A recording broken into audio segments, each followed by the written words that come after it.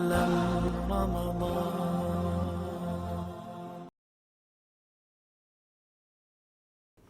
بابو سوا کے رتبی ولیابسی للصائم، روزے دار کے لیے تازہ اور خشک مسواک استعمال کرنا۔ وَيُذْكَرُ عن عامر بن ربيعة قال رأيت النبي صلی اللہ علیہ وسلم يستاك وهو صائم ما لا أحصي أو أعد۔ عامر بن ربیعہ رضی اللہ عنہ کہتے ہیں کہ انہوں نے فرمایا، یعنی عامر بن ربیعہ رضی اللہ عنہ سے روایت کی جاتی ہے کہ انہوں نے کہا، رأیت النبی صلی اللہ علیہ وسلم، میں نے دیکھا نبی صلی اللہ علیہ وسلم کو یستاکو، مسواک کرتے ہوئے، وہو صائم، جبکہ آپ روزے کی حالت میں ہوتے، ما لا احصی، کہ میں اس کو شمار نہیں کر سکتا، او اعدو، اور یا میں اس کو گن نہیں سکتا، یعنی بے شمار مرتبہ روزے کی حالت میں نے آپ کو مسواک کرتے دیکھا ہے۔ وقال ابو ہریرہ عن النبی صلی اللہ علیہ وسلم، اور ابو ہریرہ رضی اللہ عنہ نبی صلی اللہ علیہ وسلم سے بیان کرتے ہیں، لولا ان اشق علی امتی، یہ بڑی خوبصورت حدیث ہے، لولا ان اشق علی امتی، اگر مجھے نہ ہوتا اپنی امت پر مشقت کا خوف، لَأَمَرْتُهُمْ، ضرور میں حکم دیتا ان کو، بالسواک، مسواک کرنے کا، عند کل وضوء، ہر وضو سے پہلے۔ وَيُرْوَى نَحْوُهُ عن جابر وزید بن خالد عن النبی صلی اللہ علیہ وسلم وَلَمْ يَخُصَّ الصَّائِمَ مِنْ غَيْرِهِ، اور یہ جو روایت ہے یہ جابر اور زید بن خالد رضی اللہ عنہما نے بھی نبی صلی اللہ علیہ وسلم سے روایت کی ہے، اور اس میں روزے دار کے لیے کوئی تخصیص نہیں ہے کہ ہاں اگر روزے کی حالت میں ہوتے تھے تو نہیں، اگر روزے کی حالت میں ہو تو پھر ہر وضو سے پہلے مسواک نہ کرے، تو یہ روزے دار اور غیر روزے دار دونوں کے لیے ہے، تو لہٰذا روزے کی حالت میں مسواک کرنے کا کوئی ممانعت نہیں ہے۔ وقالت عائشہ، اور عائشہ رضی اللہ عنہ نے فرمایا، عن النبی صلی اللہ علیہ وسلم،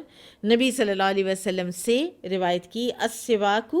مسواک، مطہرۃ للفم، یہ پاکیزگی ہے منہ کے لیے، مرضات للرب، اور رب کو خوش رکھنے کا ذریعہ ہے۔ وقال عطاء وقتادۃ یبتلع ریقہ، اور عطا اور قتادہ نے کہا کہ روزہ دار اپنا تھوک نگل سکتا ہے۔ زید بن خالد رضی اللہ عنہ کے بارے میں آتا ہے کہ وہ مسواک اپنے کان پر رکھتے تھے جیسا کہ کاتب حضرات اپنا قلم اپنے کان پہ رکھتے ہیں، اور وہ جب بھی نماز کے لیے کھڑے ہوتے تو مسواک کرتے۔ اور یہ روایات یہاں پر اس لیے آئی ہیں کہ یہاں پر ان روایات میں جنرل حکم ہے، کوئی تخصیص نہیں کہ روزے دار ایسا نہ کیا کرے، تو اس لیے روزے دار کے لیے تازہ اور خشک دونوں مسواک کرنے کا جواز ثابت ہے۔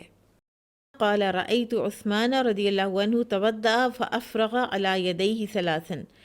حمران کہتے ہیں کہ میں نے دیکھا عثمان رضی اللہ عنہ کو کہ انہوں نے وضو کیا اور اپنے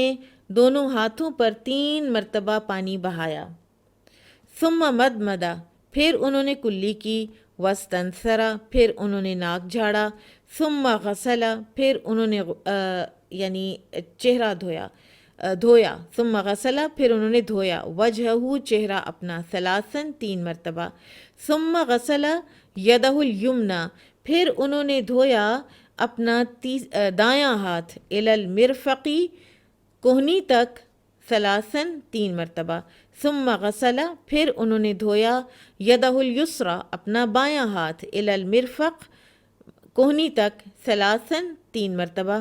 ثم مسح برأسہ، پھر اپنے سر کا مسح کیا، ثم غسل رجلہ الیمنی ثلاثاً، پھر انہوں نے دھویا اپنا دایاں پاؤں 3 مرتبہ، ثم الیسری ثلاثاً، پھر